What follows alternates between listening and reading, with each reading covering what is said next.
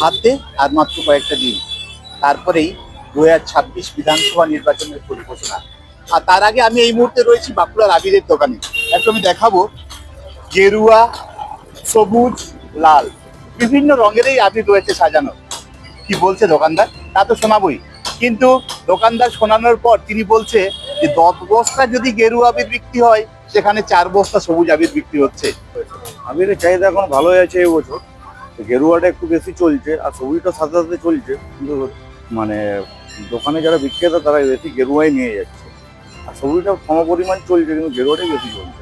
তো যদি কেউ নিতে আসছে, ওই আপনার গেরুয়া হয়তো 5 বস্তা নিচ্ছে, তার সঙ্গে সবুজ হয়তো 2 বস্তা নিচ্ছে, এরকম নিয়ে যাচ্ছে যারা হোলসেল বিক্রেতা আছে।